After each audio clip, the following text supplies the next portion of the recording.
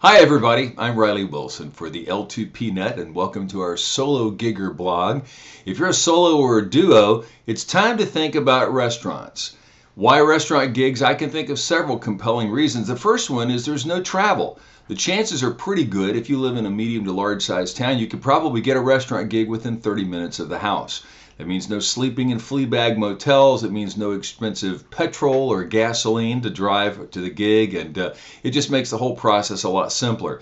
The other thing which is really important to me about working in a restaurant is it's a consistent room. Let's say you can land a steakhouse or a similar restaurant maybe once a month. Once you played the place a couple of times, you figure out what the room acoustics are, you're used to it, and since you keep going back there, you can fine tune your equipment and everything to sound your very, very best. The other thing that's really important is that you don't need a lot of equipment in order to do that. Most restaurants, for example, if you're a piano player, all you have to do is go in and sit down and play the piano. How easy is that? If you're a guitar player, you may bring an acoustic guitar or a small acoustic guitar amp, a mic, and a mic stand, and that's about your load in.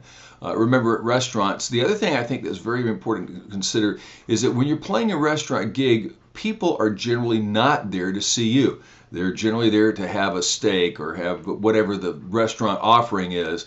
And so your background, which is a really good way to develop your abilities as a solo entertainer. There are less expectations because, again, if somebody's going in there to pay 25 bucks for a prime rib or a steak or something like that, they're not going to be holding you to the same standard as if it were a nightclub or a meat market bar or whatever, where everybody is based looking at what you do. The other thing I think is really important is you have an opportunity under a fairly low pressure environment to hone your craft. You can find out very quickly what works and just as importantly what doesn't.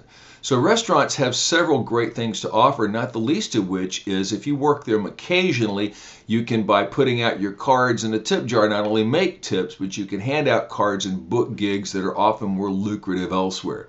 So restaurants have a whole series of advantages that you can use. The other thing, of course, is it's a great place to invite family and friends so you can build up a following.